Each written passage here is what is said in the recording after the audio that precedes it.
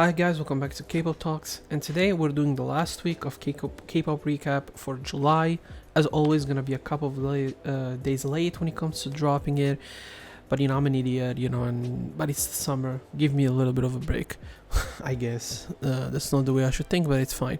And let's get right into it because there's a lot of songs to talk about. So let's not waste any more time. First, you have Loco and Wasa with Somebody. They've collaborated multiple times. It's always quality music.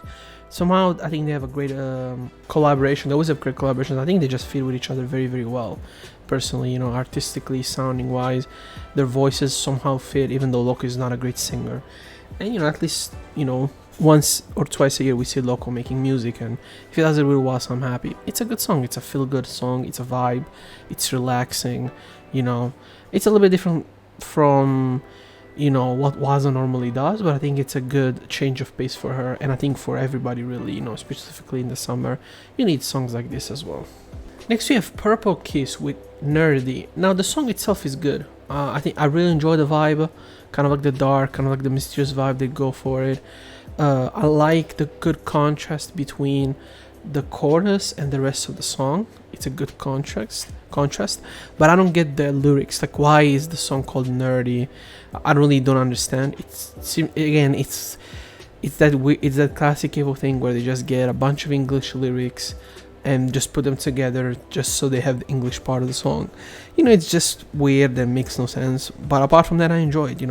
It's far from my favorite Purple Kiss single, but it's good, and it's again a good sign. I think when, as I always say, an artist does something different and try something different, even if they're very successful. Next, you have Lunch with Never Let You Go. Similar to what I said about the Wasa Loco song collaboration, this is a good vibe, great vocals. I've really been enjoying Lunch the last couple of years, and it's a classic ballad. But it's a good vibe. The vocals are great, and it's just an enjoyable listen in my opinion. Next we have Jane Over with Saturday Night We Want. It's a good song. It's definitely heavily inspired by The Weeknd and the Saturday Night, kind of like the 80s disco experience. It's a good song in my opinion. It's a different change of pace from him as well. I think it's a good track. I'm not gonna go back to it a million times because it's not the most original thing. It's not the most creative thing he has done, in my opinion. But it's a good song nonetheless, objectively, and I think his vocals also here are pretty fine, in my opinion. Next we have TXT with Valleys of Lies, featuring Ian Dior. Now TXT, for whatever reason, have decided to completely change their concepts, which is something I've been doing since debut, don't get me wrong, and go for this pop-punk kind of like, extravaganza they're going for, like, that has been somewhat popular right now in the last couple of years, partially thanks to even people like Machine Gun Kelly and stuff like that. I don't know why, and Ian Dior, who has been very successful through it. I just don't think this really fits TXT at all. I've said this already. I think when TXT were doing their more experimental pop with the interesting production, interesting vocals decision, interesting beat switches, and I thought they were way more original, way more interesting. Now, I mean, it's the first group that I can think of from Hybe that I really feel has really disevolved as a group, because I think this is their third year now, right? TXT debuted in 2019, so this is their third year. For me personally, I thought they were a great group. I had multiple albums of theirs in my top, but I think this is the first year that I've had their album, which when you're gonna see the top, in the worst section, because one of the worst albums I've heard all year, because to me this style just doesn't fit them at all. Simple as that. It doesn't matter how popular they are. I don't give a fuck how many albums they sell. I don't care about how much they chart. For me, music is what matters, and when I look at how, in my opinion, they have not improved at all, they've actually gotten worse, what can I say? Ian Dior here is Ian Dior in every other song as well. It's one of the worst songs I've heard, let alone this month, I think all year. It's just uninteresting, man. From a group that I always find to be very, very interesting in everything they've done. We have Higher Music with BRB, another posse track. They always do this every 6 months, 3-4 months normally. Yeah, it's a good song. I mean, I think it's fine. I don't know why PH1 has 2 verses, no idea. J Park is in this video, I don't know why. I mean, I thought he stopped being part of Higher Music, but apparently he's still here. In the music videos, surprisingly, there's also CK and JB, which, by the way, they're about to leave the company. I have no idea what type of contract they signed with JB. You get him early on in the year, and then you just allow him to go like this.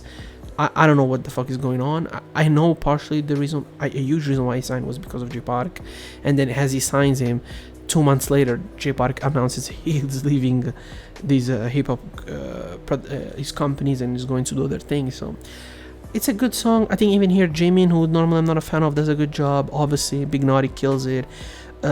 Peach One does his thing. Booty, I don't even know if he does anything on this song right now. I can't think of. Ahon does his part, but it's definitely more on the chill side. You know, it's not as aggressive as his other tracks, or as memorable in my opinion. But you know, they're not bad tracks by any means.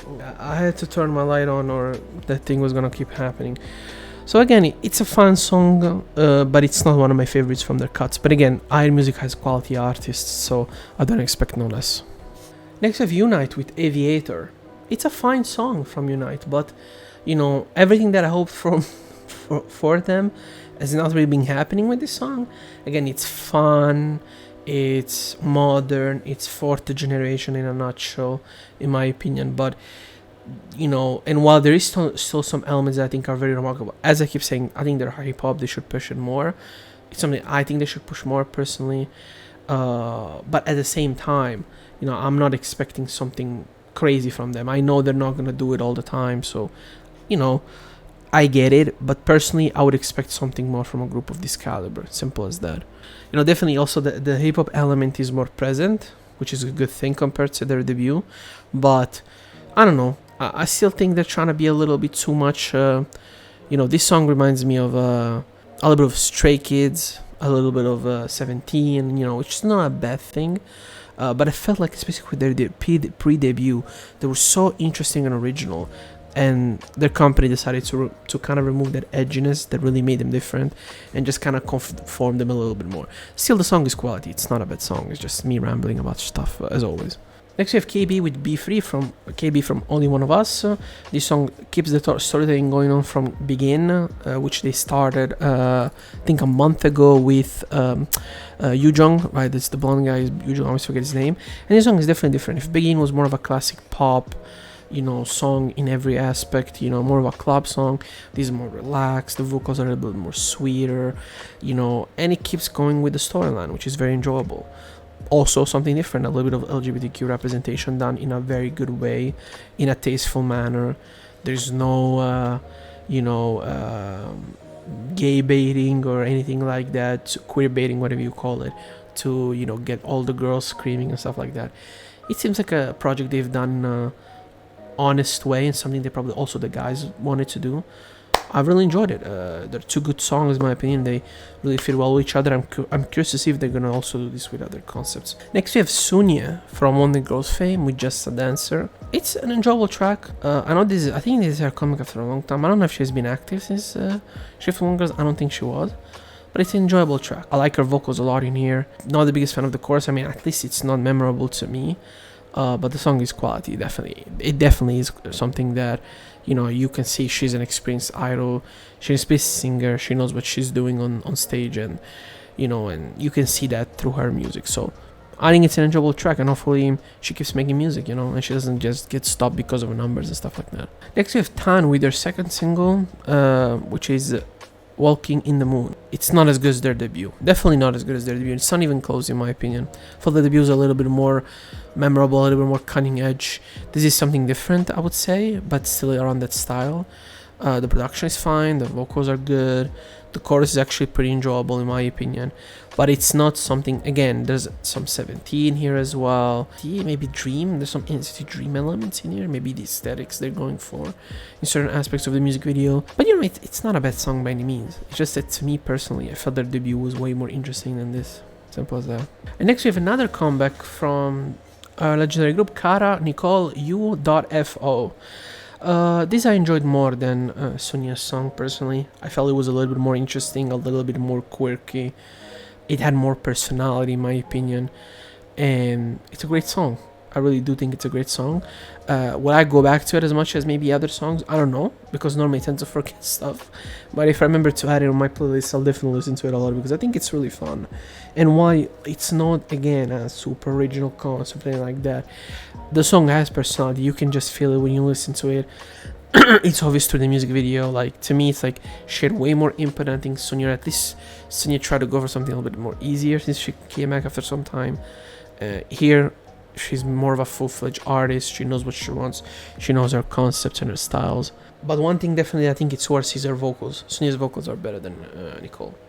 That's the only aspect I think Sonia in this song, in her song had way better. And again, I'm not saying the Sonia song was bad, but I felt like this song is a little bit more true to her artist. Where with Sonia, it's like, it's a good song. Look, I still know how to dance, still know how to sing, but I want to see more of her because she's not a kid anymore, right? So it's like, bring more of that personality, you know. I know it takes time, so I don't rush it, but you know, another really quality track in my opinion this last week of July.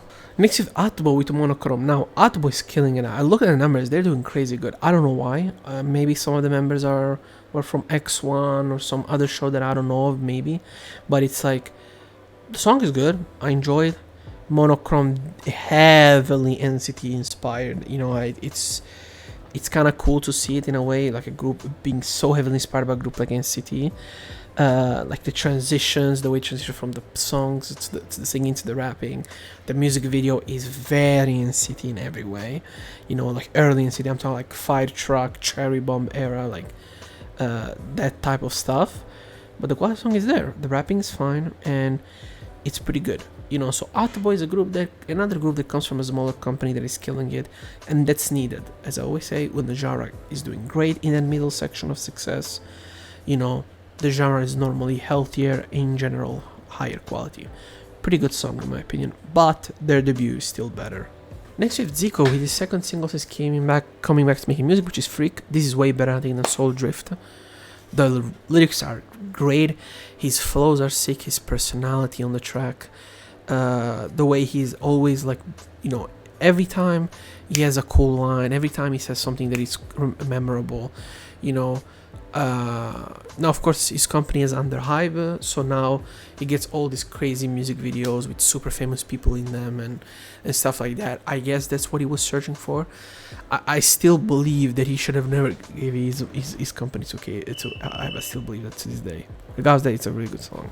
So I got interrupted before by my parents, okay, so my house was a little bit full for a little bit. I really enjoyed it. It's one of my favorite hip-hop tracks of the year, and it's nice to see him at least being a nice grind. The only thing, as I said before, I hoped maybe with KOZ he would have had at least a chance, if he was independent, to do more things and sign the artist that he wants.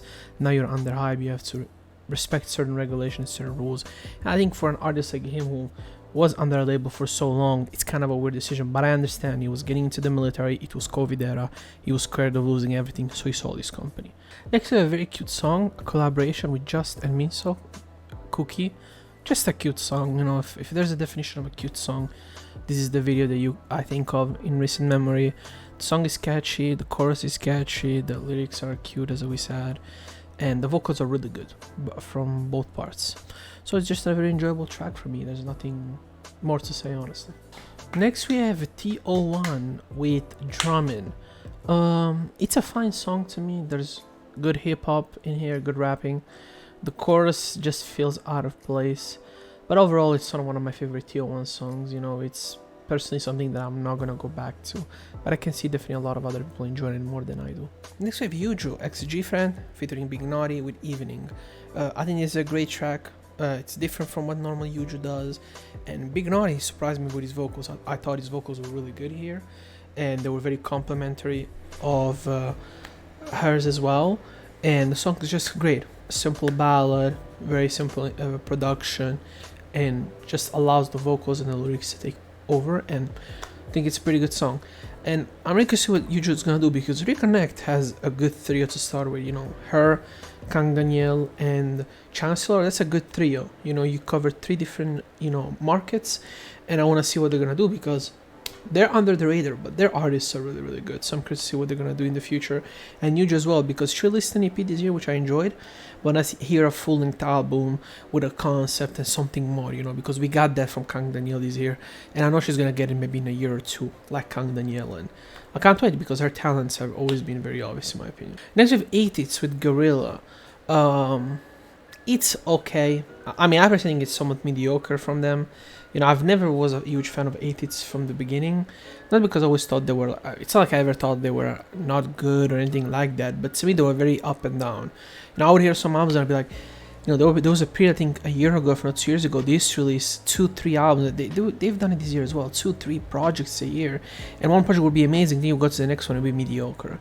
They're in general a very up and down group in terms of quality for me, and Guerrilla represents that as well, because the rapping section are fucking amazing.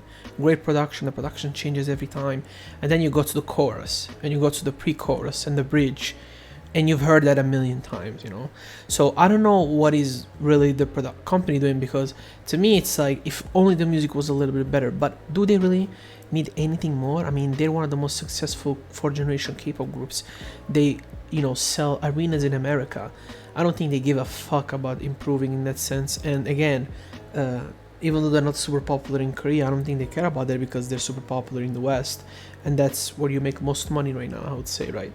Yeah, if you have a chance to make a lot of money, you will always make more money in America than in Korea. So, having said all of that, it's, I think, a fine song. For me, it's a classic 5, maybe 6 out of 10 song, where if it's in the play, if I'm just randomizing songs and it comes on, I'm not gonna skip it.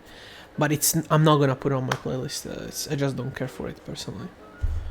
Next we have Mirani, with a production from Groovy Room with Freaky. This is a good song. I haven't heard Mirani actually rap this well in some time. And I have actually good vocals. Like she's a decent vocalist, but her rapping here was tight. It was good. The flow was nice. It's, I think, something for Google. I don't know if it's a collaboration with Google or a Google ad or anything, but she does it well. So there isn't much really complaining from me there. It's a pretty good song, even though it's a advertising song, you know. But it's very well done by her, you know. Which I felt her last year was okay. It was nothing special. And this song to me is a step towards the right direction for her. Hopefully from now on she keeps that quality and she keeps just improving from now, and she keeps going throughout the year, if not next year as well. I don't know if she intends of dropping an album or not. I mean, I don't know her like that. Next we have Jackson Wang with Cruel, and I personally enjoyed this track. It was a different vibe from him. I think this style suits him better, more grim, darker, kind of like horror, where he doesn't have to extend his vocals, because he's not a great vocalist by any means. He can sing a little bit, but his strength is in everything else. And in this song, where he doesn't have to exaggerate vocals or anything, he kills it. Production is, I think, pretty good. It fits very well with the aesthetic. Obviously, the music videos, they spend millions. I mean, he has all the connections in China, in the world, like probably works the biggest productions to these music videos for him. So, you know, that's impressive to a certain extent to me, but yeah, I mean, the song is definitely one of his best that I've enjoyed. You know, I'm not the biggest Jackson Wang fan, since he started to work in China heavily and market himself towards that market. In the American market, I felt like even early on when he was trying the more hip-hop route, it felt more natural than this. I think this is obviously fits him more and he makes more money through this, and I think, you know, it's also easier probably for him to do this because he's in a more comfortable space right now than he was when he was with JYP, for example, right? But yeah, it was very enjoyable for me, and definitely I think if Jackson keeps doing this, I'll enjoy his music more in the future. And next we have the great Blackpink, finally back after a million years, with a song that I didn't care for. I mean, I think most people are not gonna care, which is Ready for War, if I remember correctly. Now, the whole song is in CGI, so mind you, PUBG makes a shitload of money.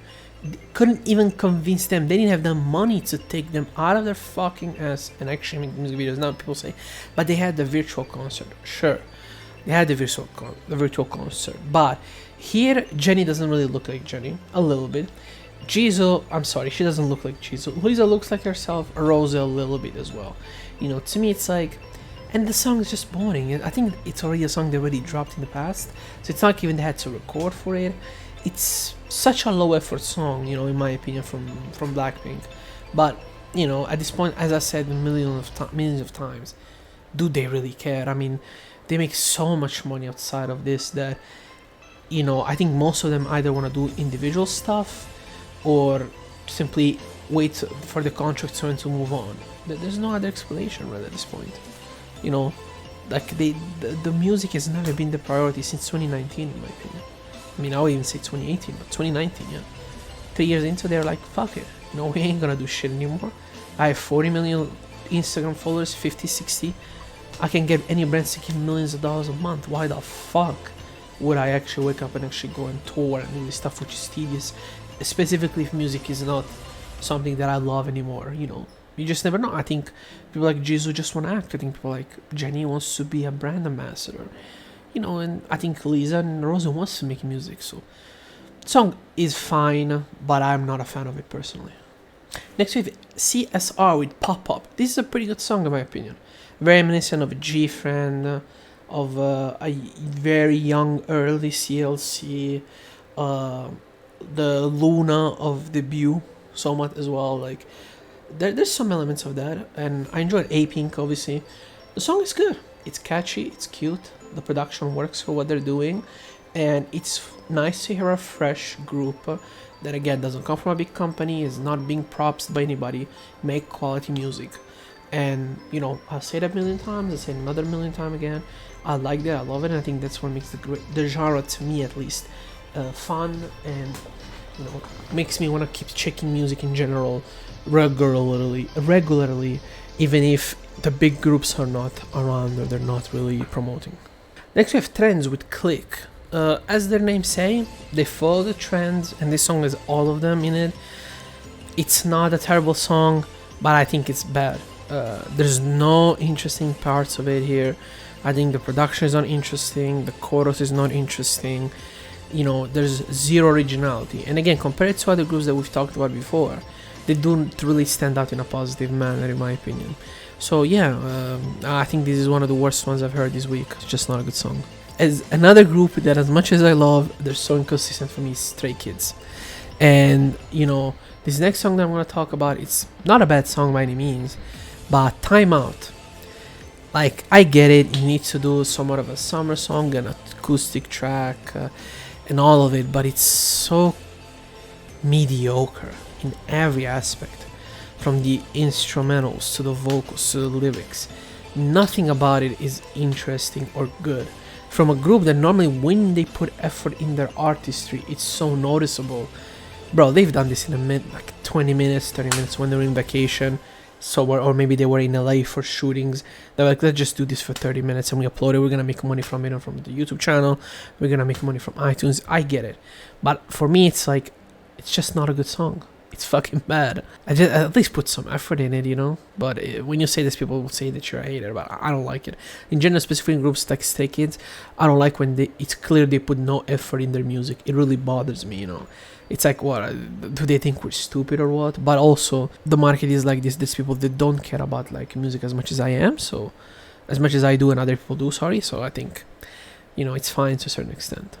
Next we have NMAXX with Kiss, which is a cover from a Rainbow song. The song is pretty good. The vocals are really good. Like, why is nobody talking about this? And it's so sad, but this is what I've always said, but it doesn't matter what the fans tell you. Motherfucker, if you don't do what people want to see, nobody's gonna talk about it. And this NMAXX song doesn't even get to 1 million, But and I know it doesn't matter, but the song is fine. I really enjoyed it personally.